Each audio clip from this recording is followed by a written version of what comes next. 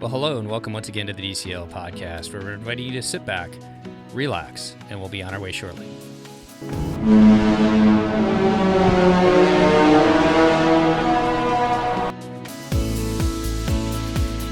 Well, welcome back to the DCL podcast. We are going to do another listener kind of trip report. It's not really even a trip report because we've got a listener today, Chris from Northern California, and he and his family have been on several different cruises. So instead of just talking about one specific cruise, I think we're going to talk about kind of your overall experiences on all the different ones. But before we introduce him, I want to introduce the co-host to the show, Christy Pudick from PackYourPixieDustTravel.com. How are you doing today, Christy?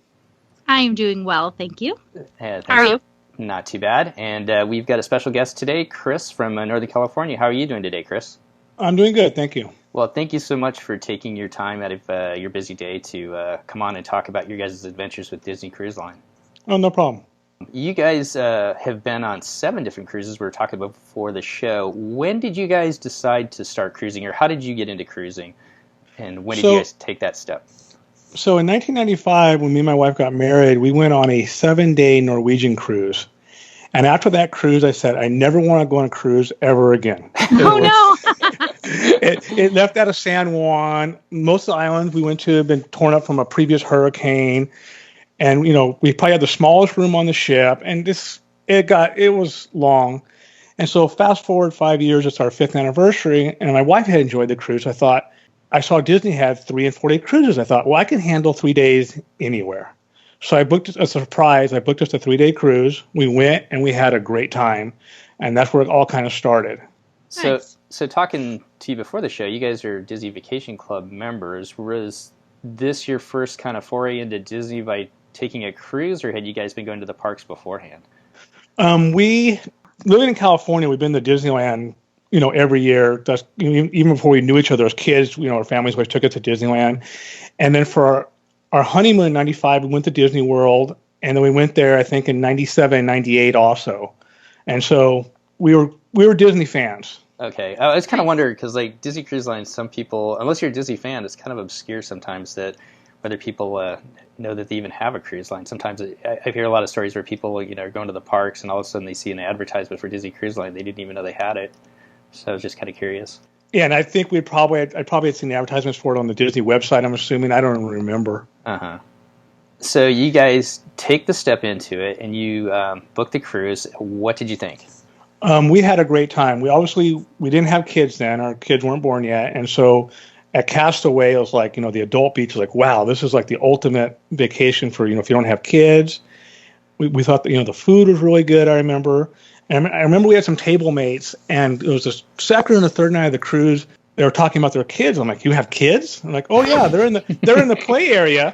Their kids were having such a good time. I didn't even know that people had kids, and it was just a real great time. It's like we couldn't wait to do it again. And then our daughter was born in 2002, so we waited a year, and in the fall of 2003, we booked another cruise to go to take our daughter as an 18-month-old.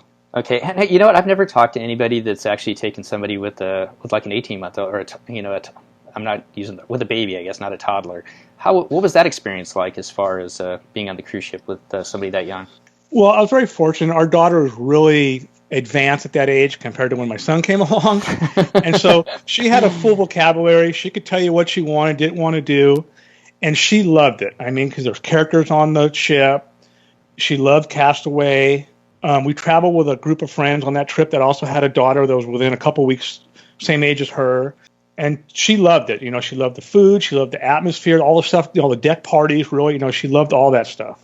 Did you check her into the nursery at all while you guys were on the ship? So we did one night, and it didn't go well. That was like my experience. We did that with my son, and it didn't go well either. And so, I mean, she did all right, but she was only there maybe an hour or 2 at the most, but she cried for a good part of it and then kind of settled down. But our friends were on the trip, so one night they kept our daughter while we went to dinner at Palo, and the next night we switched, so it wasn't too bad. It was a good advantage of having friends like that with the kind of similar aged kids to be able to do something like that. So from there, and this is what kind of maybe it'll be part of the beat of the show. You guys eventually book a cruise, and you get a phone call from Disney prior. And can you talk a little bit about that and when that happened? How old were your kids then? So that was actually this cruise, and my daughter was 18 months old. Oh, okay. So it was that cruise. Okay. Go ahead and talk about what happened. So we had booked a family stateroom with a veranda, and about 10 days before the cruise, our friend calls and said, "You need to call Disney right away. They want to upgrade our rooms." I told them it was fine, but they want to hear from you. And I'm like, "What are you talking about?" And like, they want to upgrade our rooms to a bigger room. I'm like, well, that sounds good. So like, call up Disney, and they said, "Would you crewed with us before, and it was only one time." I was like, "Would you mind if we upgrade your room?" I'm like, no, I wouldn't mind at all. And so they gave us a 1-bedroom handicap suite. So I think those suites hadn't been sold yet. And so they upgraded both of us. So those were on the back of the ship on the Wonder. We had a suite right across the hall from each other. Nice. And they're being their handicap suite, they're really big inside. I don't know how many, I think they're like 800 square feet maybe. And they have a big veranda outside that kind of curves with the back of the ship there. It was really a neat room. So being in a suite like that puts you into the concierge level. Is that correct? Correct. But back then, there wasn't a lounge yet. And so I didn't understand all the features of what concierge got you back then. I remember they brought us cookies every day for the kids and stuff, hot cookies, and they gave you several different gifts. And okay. And Christy, so you guys have sailed concierge. When did the lounge come about, and how has it changed, I guess? Would you know from when Chris first sailed and then the way concierge is set up today? Yeah, the lounge just arrived on the Wonder. It was last year, or this year, 2017, I think. And then on the Magic, it was in the refurb the time before that. So I think it was the year before. But then prior to that, yes, they didn't have a lounge. They would do they had a couple of events where they would serve you some drinks at them, and then on a week-long cruise at least. And the concierge host would just come to your room to sort of talk to you about anything that they were going to talk to you about, as opposed to you talking to them in the lounge. So, yes, that is on the Wonder. That is as of the last year, basically. And then on the Magic, it was the year before that. And what was the suite like, Chris, when you guys went in there? 800 square feet. I couldn't even imagine that. That's huge. So that one was, it had, I'm trying to remember it. It was, you walked in, it had a bathroom on the left, if I remember right, and then a large family room area, and I think the couch made into a bed, and a bed came out of the wall. And then the master bedroom had, it was partitioned off. You had a walk-in closet, and then the balcony outside the veranda was really big. It had like a full-size round table with like 4 chairs around it. It was a big room. But we're going back, 15 years now. I don't remember everything about it. No, that's okay. That's okay. I was just kind of curious what your initial impressions were. And so then, did you have, like Christy was saying, was there a concierge representative that kind of came and helped you out with dinner reservations or port adventure stuff at all? Yes, they would come around. Seemed like several times a day.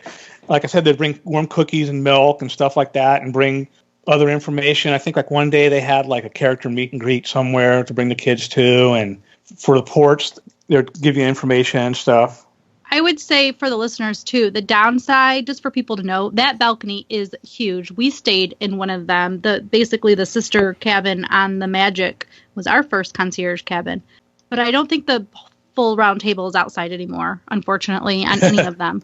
But they don't have a tub in the cabin. So that would be the downside because it's handicap accessible, but there's 2 bathrooms. So I don't know why they couldn't have put the little tiny tub in the one bathroom. So just something to know. How did that work with you guys bathing your daughter? I honestly don't remember there not being a tub. And so we must have just took her in the shower. I don't remember. Yeah. For some reason, I thought there was a tub with one of those funny doors, but I don't remember for sure. Oh, and who knows? 15 years ago, maybe there could have been. I thought there was. And obviously, we would have been bathing her in a tub. She was 18 months old. Right. So now, just so people know, for whatever reason, on the handicap accessible cabins on right now on Disney, none of them have a tub, even if there's 2 bathrooms. So that is definitely a disadvantage. But you're still in a suite. So since with then, the biggest balcony on Earth. I mean, I'm telling you, that thing is huge. The only thing bigger than that balcony was the Roy Disney suite on the Wonder. I mean, on the Dream. And you guys stayed in that too, right? Yes, we did stay in that one time. Okay. Well, hold on to that thought. We'll get to that one. But before we talk about some of the different suites, so since then, you guys have predominantly or have always booked concierge. Is that correct? Correct. Yeah. So after that cruise, we didn't go on a cruise again until 2010. My son was born in 2005, and we learned right away that he wasn't going to be as easy to travel with as my daughter. So we limited our trips to just shorter, maybe an hour and a half flight max going to Arizona or something. So in 2010, it was my 40th birthday and our 15th wedding anniversary. So we booked a big trip. And so that was the first time I paid for the concierge, and we had a one-bedroom suite on the Wonder. Okay, and that was out of Port Canaveral? Yes, it was. Okay. All of our trips have been out of Port Canaveral so far. Okay, and have you been on all 4 of the ships? No, we have only been on the Wonder, the Dream, and that's it. Okay, so let's just talk about booking concierge, I guess. When the booking window comes open, and I'm sure like Christy's going on the Panama Canal cruise, that one books up really quick, and then there are other sailings that may not book up as fast. How fast do you have to be to book one of these suites? I mean, I'm sure it differs by each cruise, but I'm guessing that that's something that you want to get on as soon as the booking window opens to be able to get the one you want. Yeah, I've learned in the last few cruises. In 2010, we were only 4 or 5 months out, and so the booking window had been open for a long time, and I think we were fortunate we were able to get one. But doing the double dip last year and doing it this year, I know the rooms are going to go quick, so I'm looking for day one booking. Yeah, I mean, because I'm just thinking about the one that we booked over the Mediterranean this summer, and the suites have been gone our concierge has been gone for almost since the beginning. So, and we're looking. I'm going to book Mediterranean for 2019, and I definitely want a suite for that. So I'm going to be day one trying to get that. Right. So you guys are being on 7. You guys are gold, so a little bit ahead of the rest of the crowd trying to jump in and book those suites as well. Correct. Okay. So you want to get on there quick. When you're thinking about the different suites, is it what you can get, or do you guys prefer one or the other, or what do you guys like? I guess what do you prefer now that you've done it so many times? So our preference now, like on the Dream, is what they call the family stateroom, 1 bedroom, or the 1 bedroom family. I guess is what they call it. Mm-hmm. So there's a family veranda, which is like that's in both concierge and non-concierge, and then there's a 1 bedroom. We always book the 1 bedroom, and last year we were taking one of my daughter's friends, so we got the adjoining one next to it, the regular family room. Oh, nice. So once you've got that suite booked, what kind of comes with it as far as how does concierge work? And I know we've talked about it, but let's go back and talk about it again. Do they reach out to you, or do you reach out to them as far as what you want to book for the cruise that you're sailing on, as far as port adventures and dining and whatnot? So about 130 days out, you'll get an email from them telling you, they're here to help you book their stuff. And since you're cruising concierge, you get to submit your wish list to them 125 days out at midnight Eastern time. So being in California at 9 o'clock at night, 9:01 this year, I sent my email saying, we want Palo this night, we want a cabana this day, we want to do this. And then when the 120-day booking opens up, you'll get an email that morning if your stuff been fulfilled. And you can also go in at midnight Eastern time and see what they've lined up for you as well. Okay, yeah, I didn't try to do that, but usually I wake up and I have the email. And so what are some of the benefits of concierge as far as, so they can book dining like Palo and Remy, and then on Castaway Cay, I know you can book the cabanas ahead of other people. What are some of the other things that you've taken advantage of as far as concierge? The cabana to me is the biggest one, especially like on the double dip, because they're going to be highly sought after in June. And then me and my wife usually like to go to Palo more than once, and we're not fans of Remy, so they'll let you kind of go to Remy, Palo, 2 or 3 times if you want. And then my wife has some spa appointments and stuff. I mean, nothing real special, but just we were able to get all the times we wanted. They'll book your Bibbidi Bobbidi Boutique if you had kids that want to do that as well. You can indicate your preference for early or late seating. You can indicate your preference for whether you want other people to be at your table or not. And you can also indicate your preference for the dining rotation.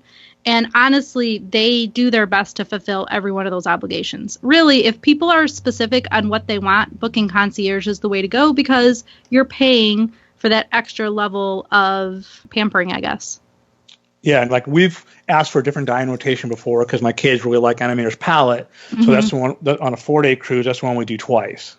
Yeah, it's kind of nice to have those opportunities to do that. Okay, so Chris, so you're out on the West Coast like we are here, and you've been cruising out of Port Canaveral. How do you guys get to the East Coast? I guess what I mean by that is, obviously you probably fly in the night before, or do you usually hit the parks first, or what do you guys like to do now that you've done this several times?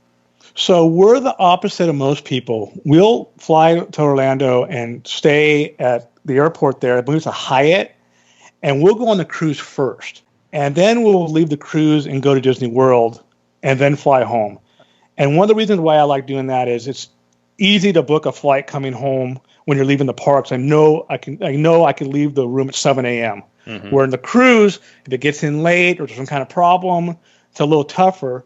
And it's just so easy to stay at the Hyatt there. They'll actually, Disney works with the Hyatt, and you can put your luggage out and they'll take it to the ship for you. So it's really a nice little perk.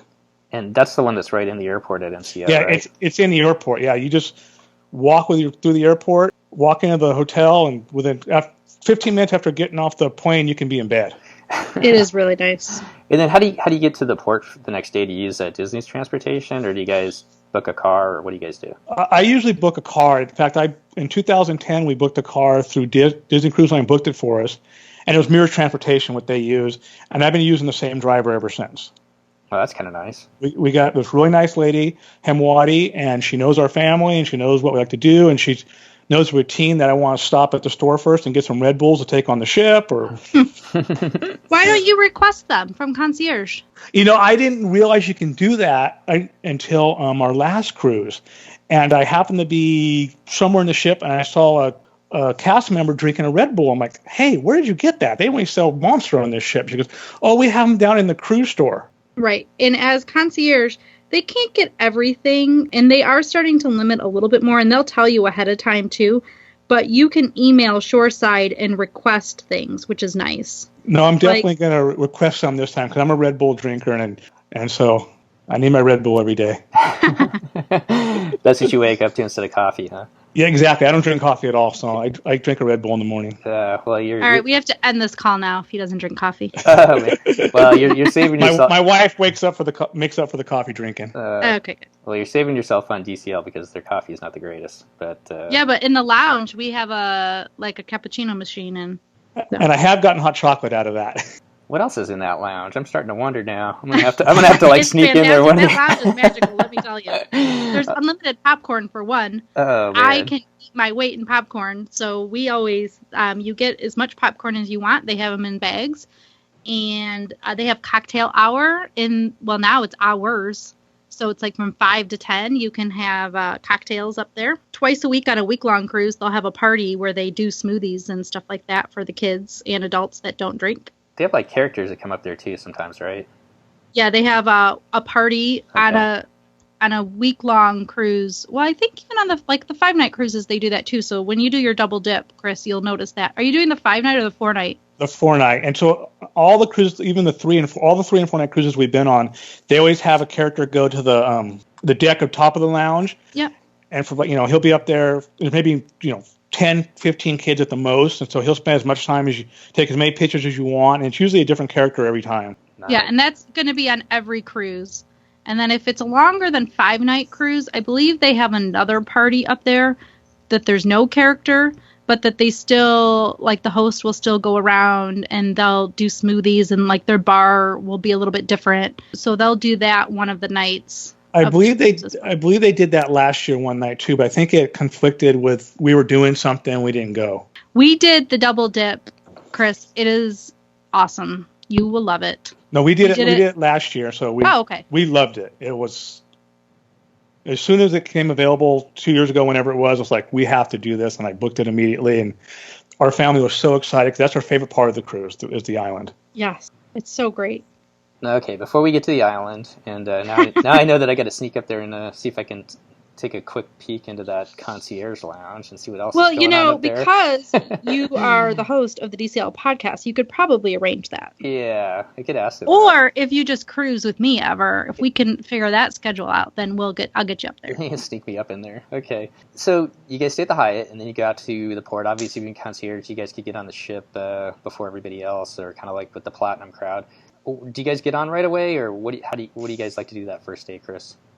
Yeah, since we're staying at the Hyatt, there's nothing else to do in the morning. We usually, we get up and we usually leave there by 10 o'clock, so we can get out there about 11 or so. And by the time we register, you have the separate area for concierge at the end of the building on the right, and they put you in that little holding corral. It's usually 5-10 minutes. By that time, also they'll start taking you on the ship. And being concierge, they'll escort you all the way onto the ship and hand you off to another cast member who will take you to the concierge lounge, where they'll go over all your stuff with you, your reservations, your spa stuff, and kind of go over your itinerary with you. And that's kind of individually. It's not like a group going. It's just like individually they go around to you, right?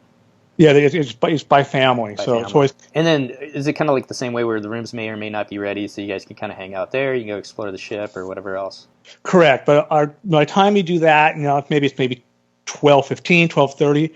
We've been lucky and our room's always ready. Okay. They do try to get the concierge rooms ready by 12:30 at least each cruise. Yeah, I would figure that they would definitely have those ready as soon as they could for you guys. So you guys have been on a ton of different cruises. Let's talk about, before we talk about what you do on the ships and stuff, what have been some of your favorite cruises besides the Double Dip? Me and my wife, for our 20th anniversary, just did a 4-day, with just the two of us, and we had a really good time. And we felt a little guilty leaving the kids home.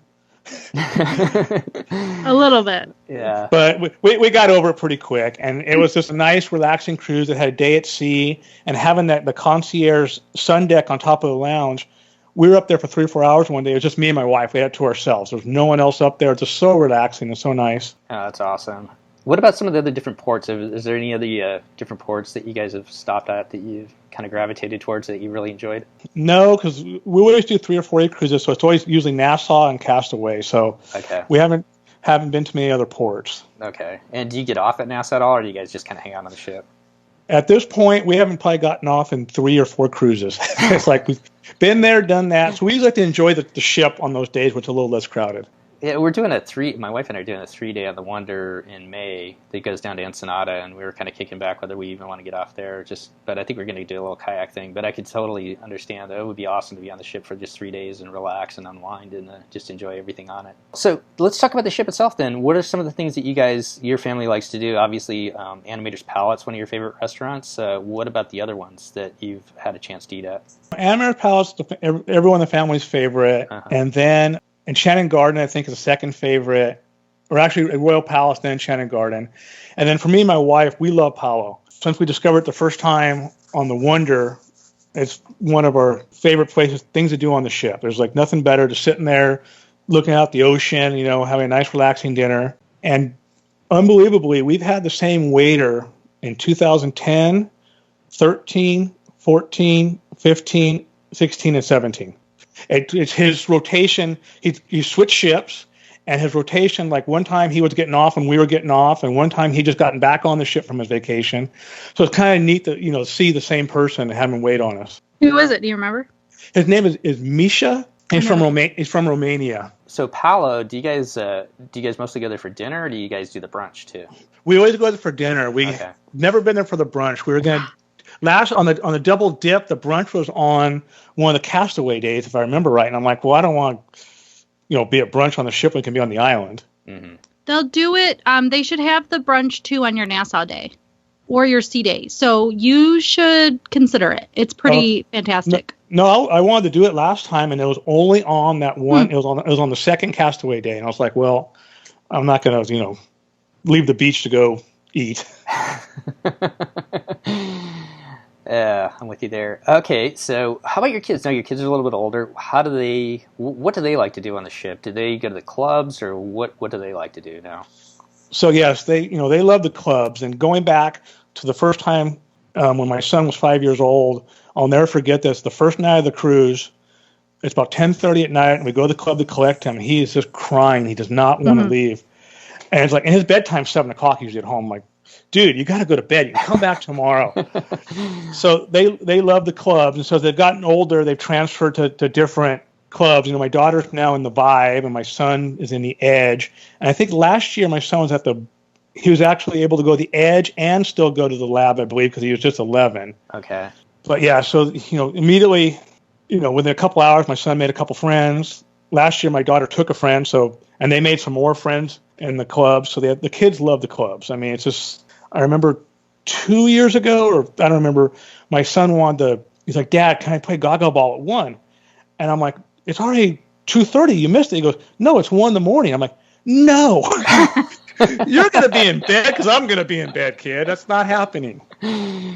Oh, man, that's awesome. So, yeah, they Disney does the clubs. They do a lot of stuff right, and they really do the clubs right. The kids love them.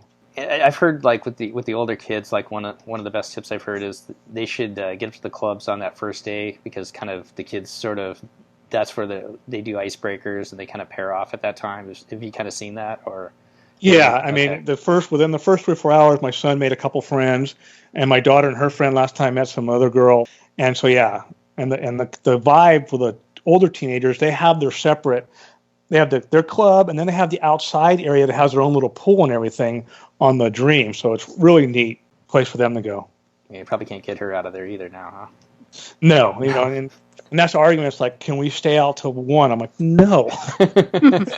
I know you're on a ship. It's safe and everything, but I want to go to sleep, and I can't go to sleep unless I know you're home safe. I always say it's safe-ish, right? Because there are cabins, and people can pull people into cabins, and people should all remember that. So I don't ever want to scare people listening, but we do want to say, I mean, it's good. It's like you want to check to make sure they've come home, and so it's safe-ish. You always want to, you don't want to let all of this is for other people, obviously not for you, Chris, but you don't want people to let their guard down because they're on a Disney ship or any kind of ship, because there are cabins. So no, absolutely. There's a lot of crazy people in the world, and so even when my kids are out doing this stuff with the Navigator app, we check in frequently. It's like, okay, what time are you doing this? Where are you going here? Just to kind of know what they're doing the whole time. Yeah, that's good. Definitely. So what are some of the other things, like on a sea day, that you guys enjoy doing? Do you like, obviously you've got the lounge, you can hang out up there. Do you guys go down to the adult area pool, or do you do some of the trivia stuff? What else do you guys like to do on the ship when you're cruising, Chris? So on the sea days, it's nicer because the pool's a little less crowded, and like on the Dream, we like to go on the Aqueduct and do that. A lot of times on a sea day, like me and my son will go catch a movie. We've lucked out where we're going in May and June, where blockbuster Disney movies are coming out, like Avengers and stuff like that. And so we'll go catch that movie. And my daughter and my wife will go do something else. My daughter has this thing. She always has to have her hair braided every cruise, which takes her about an hour or two. So she usually does that on a sea day. Do you guys tend to go to the shows at night too? Or is that kind of, you guys kind of separate and kind of do your own thing? The kids go to the clubs, or what do you guys like to do? Yeah, since the kids are older now and they have more free reign, we kind of, they go their way. Me and my wife, we usually go to dinner at Apollo, and maybe afterwards we'll go to one of the lounges and get a drink after. So we're kind of just kind of relaxing, no agenda, not having, not trying to worry about trying to go catch the show or something. Mm-hmm. Do you typically, unless you're going to Apollo, eat dinner together, or? So yes, we'll at least 1 or 2 nights we'll eat together as a family. And so on a 4-day cruise, last year, me and my wife had Apollo 3 nights, and on Pirate Night, we're always together as a family. It's kind of our thing. Everyone likes Pilot Night. So we'll eat together on Pirate Night. And sometimes when the kids were younger, if me and my wife were going to Apollo, I would take them to dinner and sit with them for the first part of it and let them get started and everything before I leave and take a quick shower. We learned the hard way one time. My kids were mad because they went to dinner and the server wouldn't let them order soda because the parents weren't there to approve it. So now I make sure to always go on the first night. They can order whatever they want, as long as it's not alcoholic. You're fine.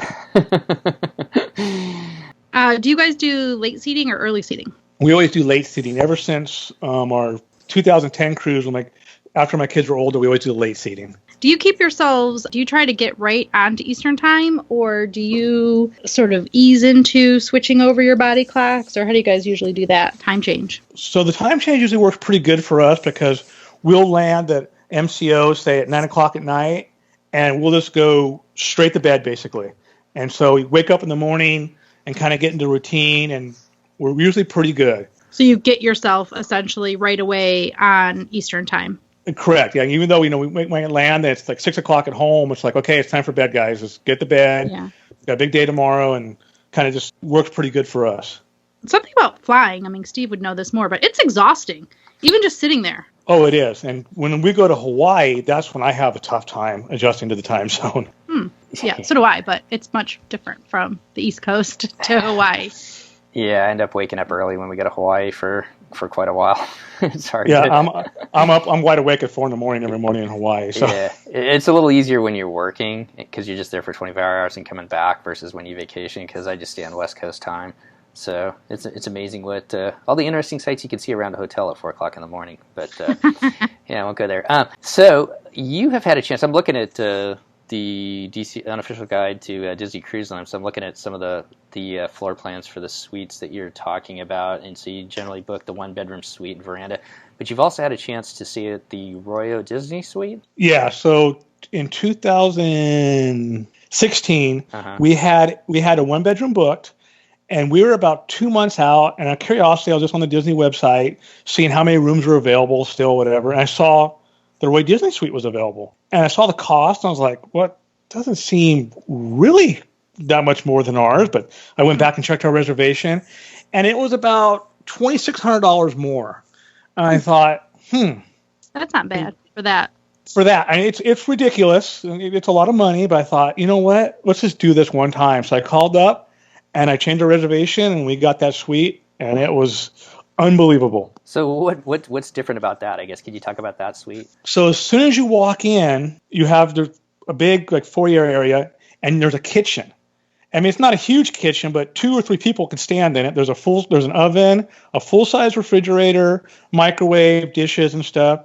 And the refrigerator's already stocked with sodas, milks, and my kids enjoyed it. The freezer was full of Mickey ice cream bars. That'd be so dangerous. Yeah, it's like, well, I think I'm going to have, they treat it like the fruit bowl at home. I need to have a little snack here. I'm going to get another Mickey ice cream bar. Oh, my God, that's so awesome. So you've got a kitchen on there. Did they bring you food that you could cook, or would they have somebody come down there and cook a meal for you, or what was that about, I guess? If I remember correctly, they said they would come down and cook for you. Okay. If you wanted to have a special in-room something. But it was it was a 3-night cruise, and so we were just going to the restaurants and going to the stuff. We didn't want to stay in the room and eat. Did you get Palo brought into your suite? We never had. They offered that to us, but to me, it's like we'd rather go sit, by the window in the restaurant looking out than sitting in our room. Maybe if we were on a longer, your Panama Canal cruise or something, we probably would take advantage of it maybe once or twice because, hey, it's not get dressed up tonight. Let's just, get an easy dinner here. It's like, Steve, you walk in, and it just keeps going. On the last night of a cruise one time, I found my room, my cabin steward, and I said, hey, is it empty yet? And he goes, yeah. So he let me, I wasn't allowed to take pictures because they were cleaning it and everything, but he let me walk through it. And first of all, it just kept going. Second of all, it's huge. I would say the 1-bedroom is pretty good size. And I would say it's 3 times the size of the 1-bedroom. And it's gorgeous. No, they're beautiful inside. I mean, they have all those bookshelves, all this stuff on it, and it's it follows the curvature of the ship, so it's kind of a funny shape inside the main family room area. And it's a huge area with a couch, a full-size table. I think it had 6 chairs around it, and then 2 beds came out of the wall that my kids used. And then it has the separate sleeping area for the adults and a little walk-in closet in the bathroom. I mean, it is really neat. Was this on the? And then there's another whole full-size table outside. Correct. Yeah. So we had a full-size table outside, and then I think there was some chairs with another little table, and then there's actually the hot tubs outside. So, a huge hot tub. Yeah, it's a regular. Because I stayed in that room once, the 1,200 or 12,000 rather, in the middle. So we had the Roy and the Walt on either side of us, so you could see, from at the edge, you can see into the other sides, and it's huge. Yeah, it's a regular full-size hot tub. I forget where the deck above us, people could stand there, and several times I'd be out there and I hear people say, how do I get down to that deck? Right. They thought it was, just a deck out there, but no, it's the outside there on our Nassau day on that trip. I spent most of the day out there just laying in the sun. It was just so gorgeous. You wouldn't have to leave. I mean, you wouldn't go to any other sun deck. You have one.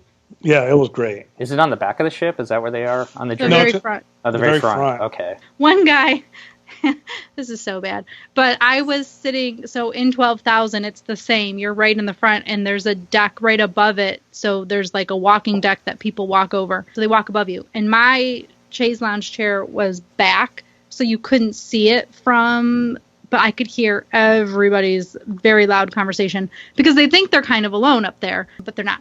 And one guy, the bad part is because we still kind of make fun of it, but my husband was sitting out there too, and he's like, "We're at the helm. This is the helm, dear." And so all the time, in my household, my husband and I repeat to each other, especially when it's something that's just kind of wrong or whatever. We're at the helm. So anyway, and they thought it was like it was the spa. So those people thought it was the spa. They were looking down below them and not our cabin balconies. But I don't know why I told you that tangent, but it was in my head and I felt like it should be shared. Well, we'll just have to use this on the show going forward. Christy, we're at the helm. We're at the helm. We're at the helm, Christy. So the point to the listeners is that when you're walking above the front of the ship on that deck, don't just say anything because the people below that you probably can't see can hear you. Well, yeah, we had the same thing. It's usually just obnoxious people. It's like, enough already, just because they don't know we're down there, or even if they know we're down there, just being obnoxious there. Right. The helm. We're at the helm.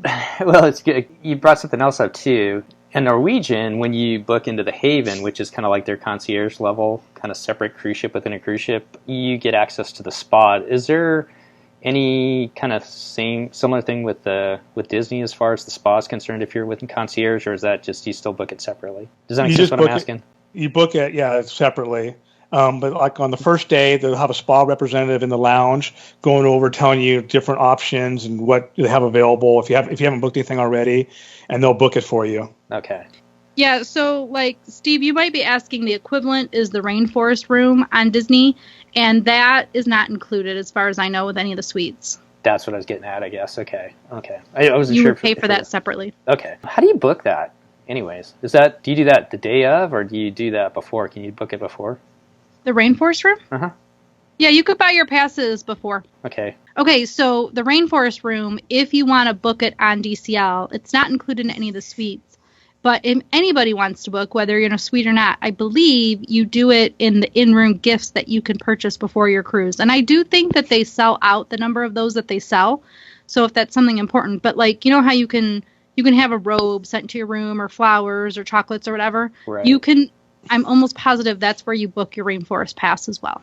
Okay. Well, awesome, Chris. You guys have had just some amazing cruises and been able to stay in some amazing parts of the different ships. Now that you've done 7 through the Caribbean, where are you guys looking to book next? You've got the double dip coming up in May, that's correct? In June, we have the double dip. Okay. And then we're looking to go a Mediterranean in June of 19. Okay, and so why the Mediterranean? As a family, we've been talking about branching out and doing something. We're very much creatures of habit, which is my fault, but I like that.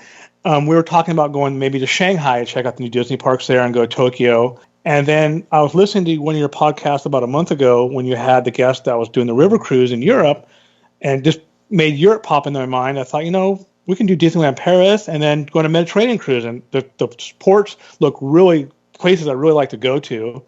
So I thought, let's do that. So that's our plan for June of 19. We've gotten several different questions, Christy, and I know you don't really have an answer probably, but do you have any idea when they might be coming out with the summer 2019 cruise sailings? I hope before this show is released.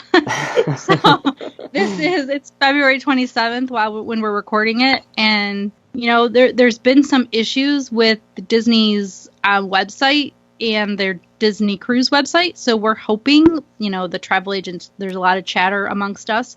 And so we're hoping that that's them getting ready to release it. But so, it would be logical. They could let us know in the next day or two. So this would already be passed. But because they would typically start opening up reservations on a Monday. And so they've often been giving a little bit of a heads up on the agenda on like a Thursday. So maybe in a couple of days, they'll start to release it. Maybe. I don't know though. We don't actually know. Well, let's keep our fingers crossed, huh? Yes. Yeah.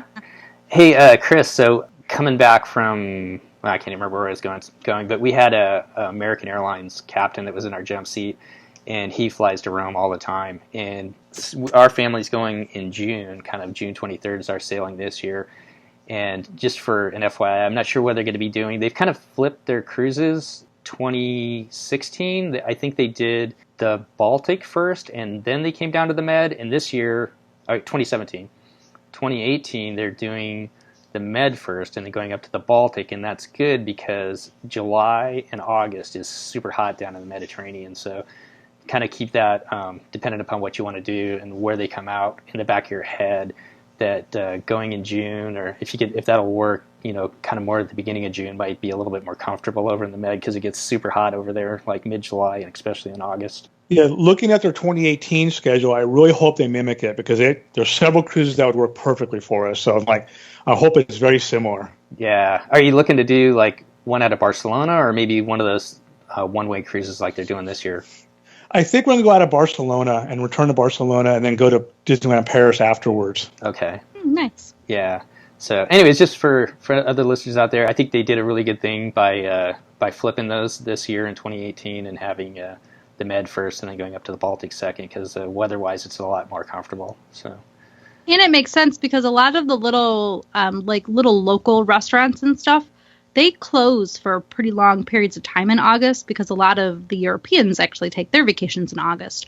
So then those little shop owners and restaurant owners and stuff will close as well. So it'll make a better opportunity for people when they go earlier, like in June.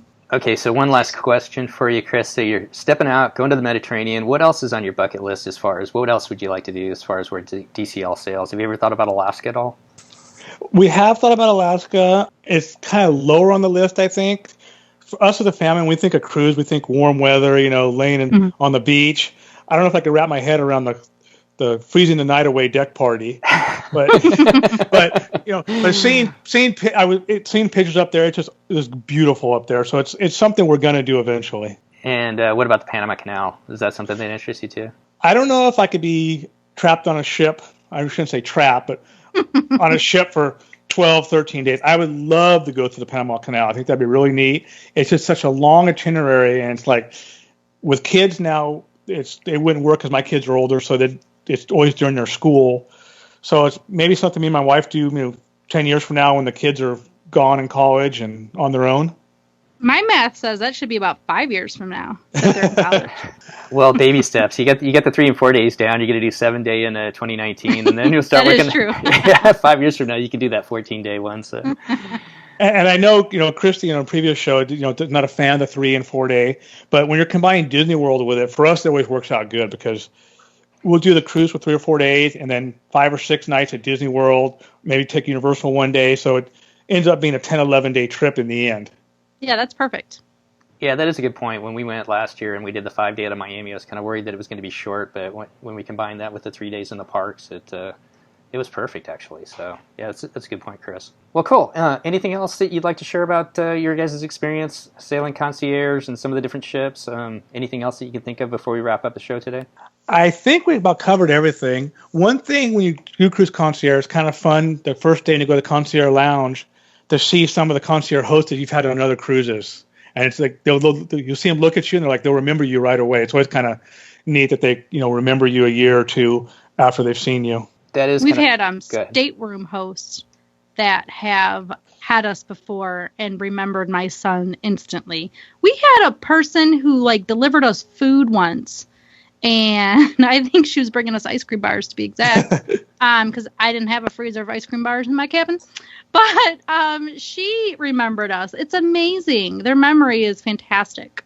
No, it's amazing. We have 3 or 4 stateroom hosts that we had over the years.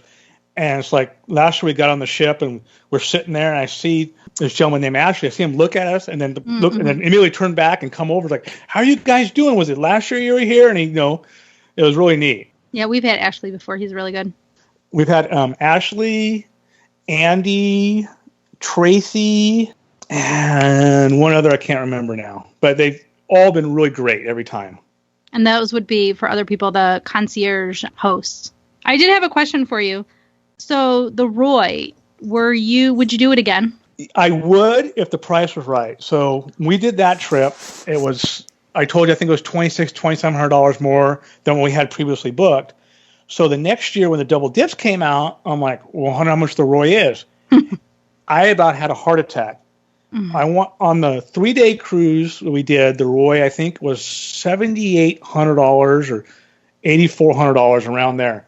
On the 4-day double dip the next year, it was $25,000. Oh my God! So I'm like, yeah we're not booking that. The prices are getting. We can talk about this for a second. The prices. We prefer concierge. You prefer concierge, but they're starting to like. I'm starting to have a little bit of a hard time with some of these prices. What is your take on it? Yeah, it's pricey, and I'm a little nervous with what the Mediterranean prices when they come out because I know I won't do it unless we do concierge, but I'm a little nervous. And I feel like Mediterranean is a little bit lower. So like the British Isles always cost more because that's unique or whatever, and then like even the double dips are unique, so they're going to cost more. The Caribbean is just expensive. Alaska's expensive, but I feel like even in concierge, the Mediterranean, they do try to keep those prices a little bit lower, hopefully. I'm hoping. Usually. And I've learned, so, the Roy and the Walt are great suites. The sleeping arrangements, though, you had the one room for the adult and the kids slept in the family room, where like on the Wonder and the Magic, they have, two separate sleeping areas. So on the Dream, we'll usually book the one-bedroom family or the one bedroom and then the adjoining family next to it. And it's about half the cost of booking the Roy or the Walt, and you have a lot more square footage. You don't have as nice a deck. You don't have a hot tub, but you get more privacy and better sleeping arrangements. Right, and an additional bathroom. Well, because you would have two bathrooms. Yes, because you have 3 bathrooms total. Right. You're correct there, yes. But the deck isn't quite as nice. It's half the money. I remember when I was booking, I was like, yeah, I'm not going to spend $25,000 for that room. Yeah. All right. Great. Well, cool. Back to Steve.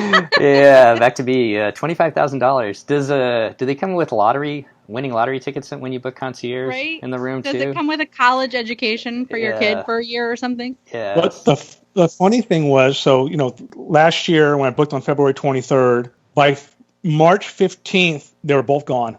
Someone had booked them. So to wrap it up, we've talked a lot about concierge. We talked about the different ships and your experiences. Do you have any tips before we go? And I think you wanted to share a funny story, but before you share the story, do you have any tips for first-time cruisers or somebody else that wants to sail concierge? I always tell people, I've talked to a lot of people, how do you think of the Disney cruise? I'm like, if you have kids, you're going to love it. And if you're a little worried, try a 3 or 4 day cruise the first time, and either you'll love it or hate it. And you could, 3 or 4 days, you'll be able to handle it. And if you want to have a cabana in the summertime, you got to go concierge.